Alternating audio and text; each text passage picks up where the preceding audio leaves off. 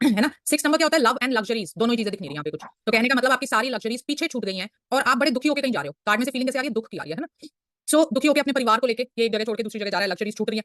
तो जैसे अगर जॉब की बात करोगे, डिमोशन हो गया ट्रांसफर के साथ, है ना, बड़ी कंपनी से छोटी कंपनी में जॉब करना पड़ गया, ऑफिस था बिजनेस का तो बड़े ऑफिस से छोटे ऑफिस में आप आ गए। रिलेशनशिप की बात करोगे, बहुत बड़ी जॉइंट फैमिली थी, आप उसको छोड़ के छोटे से अपने न्यूक्लियर फैमिली के साथ छोटे घर में आ गए। रिलेशनशिप्स में आपकी प्रॉब्लम चल रही है।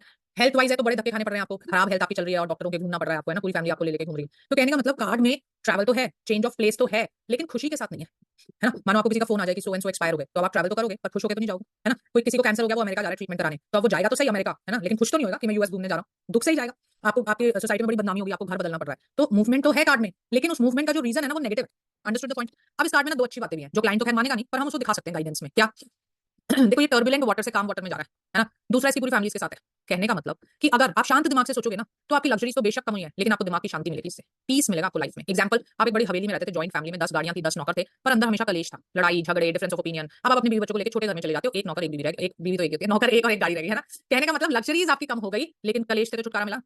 जॉब था, आप वीपी थे बहुत बड़ी कंपनी में, है ना, सैलरी बड़ी अच्छी, पर्क्स बड़े अच्छे, लग्जरीज, लेकिन वो जीने नहीं देते थे। रात के 12 बजे भी कॉल आता था, भैया मीटिंग है, लॉग इन करो, ऑफिस आ जाओ, सैटरडे संडे भी ऑफ नहीं है। आप छोड़ छाड़ के छोटी कंपनी ज्वाइन कर लेते हो, 9 to 5 जॉब है, पैसे कम हो गए बेशक, पर्क्स कम हो गए, लेकिन 5 बजे के बाद शांति तो है जीवन में। आप अपने बीवी बच्चों को टाइम तो दे सकते हो, है ना। हेल्थ है, अब हमने कहा वो अमेरिका दुख दुख होके जाएगा, दुखी होके जाएगा, पर आपको पता है उसको एक अंदर से सेटिस्फैक्शन तो होगी कि मुझे बेस्ट ट्रीटमेंट मिल रहा है।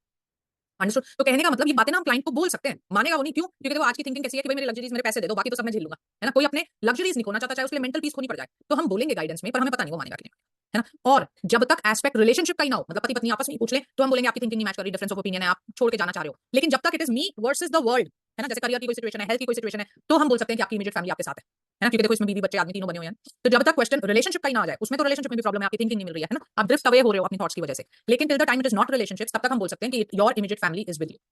Clear? It is a negative card, क्योंकि सिचुएशन तो नेगेटिव है, हम तो जो भी बातें कह रहे हैं वो क्लाइंट को समझाने के लिए कह रहे हैं, हमें पता नहीं वो मानेगा कि नहीं। क्लियर? देख लीजिए कार्ड को।